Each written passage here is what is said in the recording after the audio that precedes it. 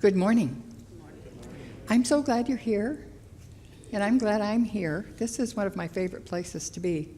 And today I get to do something that is one of my favorite things to do, which is to talk about our wonderful third spiritual principle, which is about thought. You ever think about what you're thinking about when you're not thinking about anything?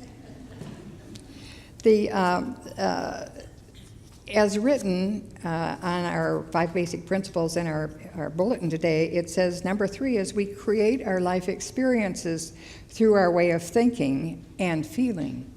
Everything we create begins as a thought or a feeling. When I was in seminary, we learned the old-fashioned language, which they were using at the time, which says that this law is the law of mind action. It tells us how the mind works. We sometimes confuse it with the law of attraction. The law of attraction is part of the law of mind action, not the whole thing. And the way that we worded it that long time ago was thoughts held in mind produce after their kind, or they changed it later on to thoughts held in mind create the equivalent of thoughts held in mind in your life. For me, this is the most important principle. And you might scratch your head about that. You know, isn't God the most important principle? Or knowing that Christ is, you're the Christ, becoming that? Isn't that the most important?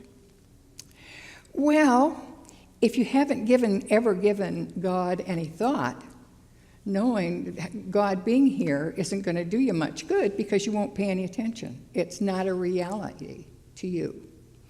Our reality is in our mind. It doesn't mean we're all nuts. Well, some of us are, you know how that goes. But our reality is in our mind. Everything that we do, everything that we say, every thought that we think, every decision we make comes out of thoughts held in mind. So if we aren't giving thought to God, God doesn't have that power in our life that is available to us. Or if we don't give the idea that we're spiritual beings, then that doesn't really play a part in our life, and we see that everywhere. Everywhere. So the power of thought is the most powerful and important principle of all of them. Thoughts held in mind produce after their kind or produce the equivalent in our life. The key word is held. Held, not hell, held, although it can be hell. Held. What thoughts and feelings do you hold in your mind? And every thought has a feeling. And the more feeling it has, the more powerful it is to give us direction. Thoughts held in mind. Those thoughts that we hold in mind tell us who we are. We don't have to think about it, we know. Tells us who we are. Tells us what the world is like. And tells us what our place in it is like. Now, all of this knowingness that we have about who we are in the world and our place in it comes from a lot of different places. It begins as little children, babes. You know, you weren't born thinking what you're thinking today. Everything that you think today, you learned. Everything you believe about yourself, you learned. You learned it as you were a little one, as you were given messages from the people around you. You learned it from authority figures, your teachers, your doctors. You've taken that authority figure and made that real because they're an authority, they must know. So when our teacher comes up to us and says, "You're not very smart," which most teachers don't do, but it has been done, then you take that as part of you and you live that. And the more that things happen around you that reinforce that, you see them more and more rather than knowing that you're intelligent and you are smart. You keep gathering information from around you to reinforce that idea that you're not, because an authority figure, when you were little, told you you weren't. So that's how we create our life. We keep gathering evidence to support the things that we have been taught about who we are. We hold those in mind. We don't believe them. We know them.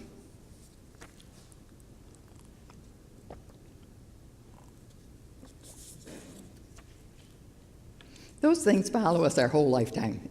Just not very happy thing to say, but it follows us for our lifetime. But this is the important thing, or I should say and, I don't like buts. You can change your understanding of who you are. You can change what you know, you think you know. You can change that. There's a way to do that. And before we go any further, I'd like to just distinguish between belief and know. We can believe a lot of different things, but they don't have enough energy in them to cause us to be or do anything. But knowing are the things that we do and be without thinking about it. We do so many things unconsciously. Thank God, otherwise we'd never get anywhere when we got in our car, because our mind knows how to drive it. So we have this part of our mind that holds all of this stuff, and that is our subconscious.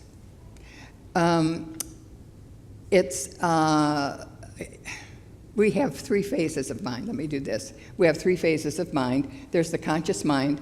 This is the part of us that makes decisions. It's the part of us that is the interface with the physical world around us, makes decisions based on what's going on in the physical world or what we believe to be true, makes judgments, and is logical according to the physical world.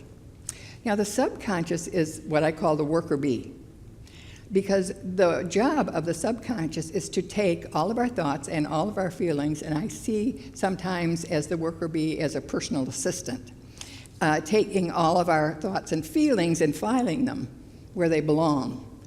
And remember, every thought has a feeling, so we've got this group of thoughts over here that have this powerful feeling about our intelligence, maybe. And then we've got over here a whole bunch of information about how lovable or caring we are, or people who care for us. So we've got these different little pods of energy and thought systems, and the more we think about one of those systems, the stronger it grows, the more power it has over us. We can change it. Thank God, we can change it. The third part of mind, and the subconscious is not, is literal. It's not logical. Its logic is literal. For the subconscious, a pair of socks are two socks. For the conscious mind, a pair of socks is the same color, the same size, the same fabric. But for the subconscious mind, who is not reasoning, it's literal. A pair of socks is two socks. We see that in the little kids. They put on their socks and they've got on two different socks, or they put on shoes and they've got on two different shoes. That's because they're still operating at that level where we haven't come into reasoning yet. Now, the last part of us, the most important besides the law of mind action, is the superconscious mind. And that's the spiritual aspect of our mind. It's the opening and the interface to all that God has for us, and is actually the largest part of our mind. The smallest part of our mind is our conscious mind. And we get so confused because we think it's so big, but it isn't, because we haven't explored the superconscious. So how do we change it? How do we change that? Well, first let me say this. There is a Bible verse that Charles Fillmore, co-founder of the Unity Movement, was one of his favorites, and it goes like this. Do not be conformed to this world, but be transformed by the renewal of your mind. Unity teaches the mind and consciousness and what that is, because as I said before, everything begins in the mind, in consciousness. Do not be conformed to this world. We try so hard to conform to our family group, the organizations we belong to, our government, our religious belief. We try so hard to conform to all of that. And all of our thoughts about that just revolve about what we already know. I read a little while ago that we have not thought a new thought after the age of 30. We just rearrange the old information. It's easier not to think about what we're thinking about. It takes effort and energy to shift our thinking so that we are in alignment with the superconscious phase of mind, which is logical, but is not logical to the conscious mind. Because the logic of the superconscious mind is based on the invisible, out of which everything comes. So it takes a decision, conscious mind makes a decision, do I really want to do this? And if I'm going to do this, am I going to stick with it, or am I just going to say it's too much work? You can take one thing at a time. The subconscious, the changes need to take place in the subconscious. And the subconscious is impressed by a physical action, is impressed to accept something by a person of authority. If you want to learn something new, you can set it to music, you can dance it, you figure out what it is you want to change. You relanguage what you're thinking about. You know, you will hear me say a lot, good and not good. This is good and not good. I'm trying to relanguage so that I am in alignment with the spirit within me. It ain't easy. It requires that we become conscious. Now, we're not going to be able to do it 24 hours a day. We'll go along, we'll do it for 2 days, and then we'll forget for 10. Then we say, oops. We don't beat on ourselves because we forgot. We say, oops, and we go back to what it is we want to change, how we want to word something, if we want to create a new program for the subconscious to play. We go back, and we go along. We're doing it for 3 days maybe this time, and then we forget for another 10. We say, oops, and we come back and we do it again until it becomes a habit of thinking. We want to think in alignment with spirit automatically, just like we think about a lot of junk automatically. So it takes practice, and it takes consciousness, and it takes decision, and it takes consistency, so that every time we lose it, we can come back to it. So as we think about what we're thinking about, one of the things that I like to do is say, okay, what is this about for me? What is this telling me? Do I need to know where it came from? Is there something I need to change? What do I do? How do I do this? How do I do this? And so I think then about how I can relanguage it. You know, that's how I come up with good and not good. That's as good as I can do for now. To relanguage it. This renewal of the mind requires a real shift in us to let go of our judgments. Do not be conformed to this world. Let go of our judgments, the things that we absolutely know are true that are not. And what this does, we become mature Christs. One of the things that this verse says is why, do not conform to this world, but renew your mind, be transformed, change your mind, and it tells you why. And it says these words, which mean something else. It says that you may know what is the will of God, what is good and acceptable and perfect. Now, if you heard that word perfect, I'd like you to notice what your response to that word is. Perfect. Do you know what that word in that section means? It comes from a Greek word that means attaining to maturity. And so as we begin to become nonconformists, and as we begin to renew our mind and we transform, we are becoming mature Christ expressions in this world. We are in this world to express who we are every given moment that we can. And we do that. That's what transformation does. Transformation changes us at depth. When you have two objects and you put them together in such a way that they come together, the molecular structure is changed. It's transformed.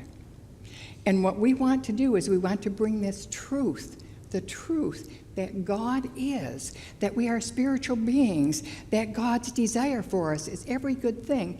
As we take these truths and let them become a living part of us, we are transformed. And we get to experience, we become the mature Christ, we let go of our judgments, we let go of right and wrong. We become aware of that things are hurtful or helpful. So we have a whole new way of thinking, and it takes as long as it takes, and we never give up. So I invite you to join me in not conforming to this world, and to renewing our lives, renewing our mind through transformation. And that's the truth.